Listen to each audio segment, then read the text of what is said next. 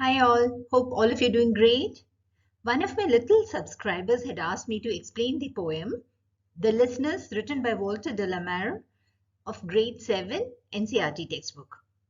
So here is the explanation. Is there anybody there? Said the traveler, knocking on the moonlit door. Here, the poet talks about a traveler. We don't know who he is or whom he has come to meet, but he has come and he's knocking on a door of a house and he's asking if anybody is there. Now he has come to that house in the night.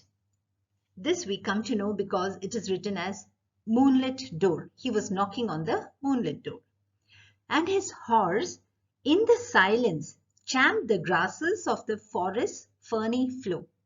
Now this suggests that he had come to that house, which was in a forest, on a horseback.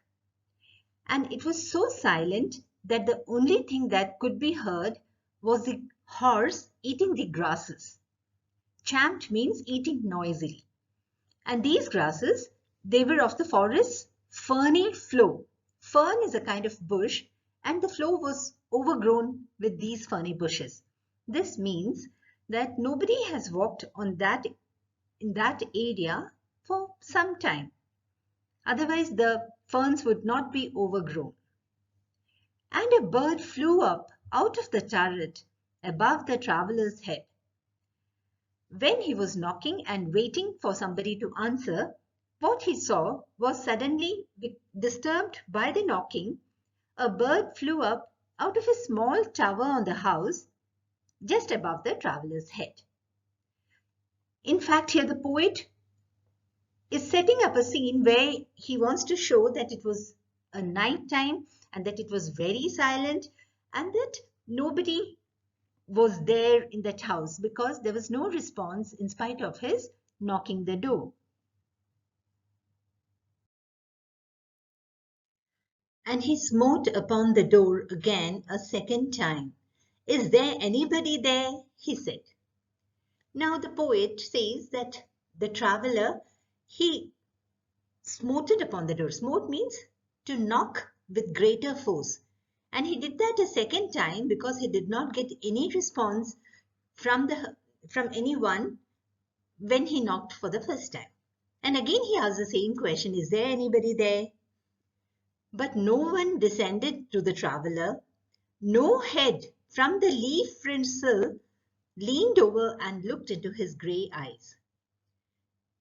After he knocked for the second time, still no one descended means came down to see the traveler or to ask him what he wants. There was nobody leaned over the window to look at him. And the window sill is said to be leaf fringed, which means it is full of leaves, which yet signifies or which indicates that it has not been cleaned or nobody has been living there for some time. And the poet has described the traveler as having grey eyes. Where he stood perplexed and still. Now, because he did not get any response for both his knocks, he was really puzzled because it was so quiet, dark, and he was really wondering why nobody is answering. And he just stood there for some time. But only a host of phantom listeners that dwelt in the lone house then stood listening in the quiet of the moonlight to that voice from the world of men. Inside the house, there's a group of phantom listeners. They lived in that isolated house and they stood there, their quietness disturbed by the voice of the human who's from outside. In the sense, what the poet means to say here is that it's a moonlit night, it's very quiet, and when he comes and knocks on the door, the phantom listeners or the ghostly beings which are really not existing, which the poet imagines to be there, they are disturbed by the voice of the human. The world of men means the human world.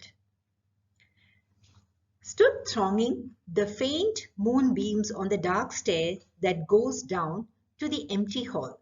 Now that silence was disturbed because of the banging or the knock on the door, and these ghostly beings, they came and crowded on the dark stairs on which the moonlight streaks, and these stairs they go down to the empty hall.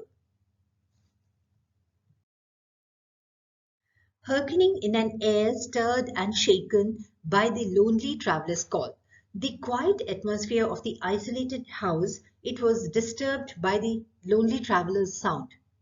And he felt in his heart their strangeness, their stillness answering his cry. And the traveller felt as if in that quiet atmosphere, that stillness was answering his questions. He was feeling the presence of some strange beings around him. While his horse moved, cropping the dark turf neath the starred and leafy sky, and his horse was busy grazing on the dark grass that has grown underneath the starry sky, which was obscured or covered by the leaves of the trees. In all, it means to say that that particular house has not been inhabited by people for a long time. Otherwise, the ferny grass would not be overgrown, the trees would not be overgrown, the leaves would have been cut. So this all suggests that house has not been inhabited for pretty some time. For he suddenly smote on the door even louder and lifted his head. Again, a third time, he became so impatient that he banged on the door all the more forcibly and lifted his head. And then, because no one answered his knocks, he told, imagining as if somebody was hearing or whoever was hearing to him, to tell them. Now, here, even that word them, we are not sure who the word them refers to. But the traveler says, imagining that someone is listening to him, that whoever is listening, please tell them that he kept his word, that he came there. Never the least stir made the listeners, though every word he spake fell echoing through the shadowiness of the still house from the one man left awake. Now he banged on the door or knocked on the door for the third time forcibly.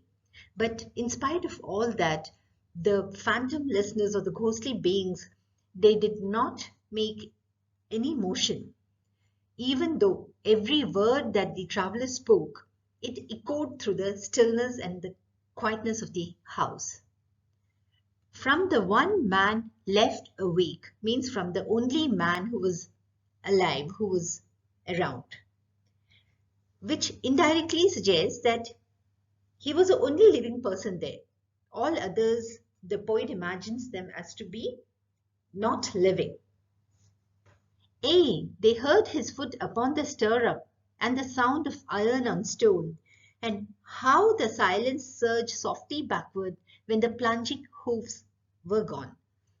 Ay, they heard his foot upon the stirrup. Then these ghostly beings or the phantom listeners, they heard him jump upon his horse, and then they could hear the sound of the iron shoes of the horse on the stone path. And as they could hear that the sound was softly or it was fading away, the silence which engulfed the forest slowly came back. Summary of the poem, The Listeners.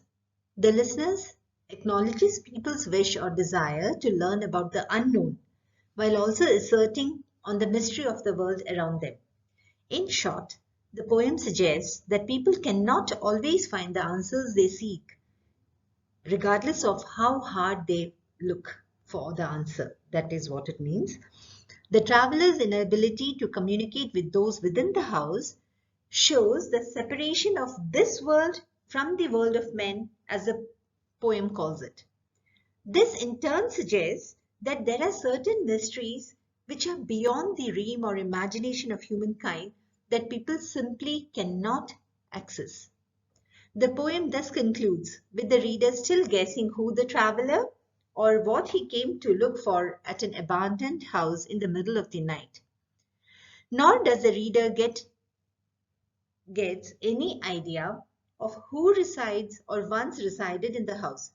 People may ask for answers as much as they like, the poem seems to say, but the mystery of the world comes from the fact that it will not respond. It will only listen. Children, I hope you all enjoyed the lesson, understood the poem. In case you want me to go in for any questions or you want any further explanation, please feel free to comment.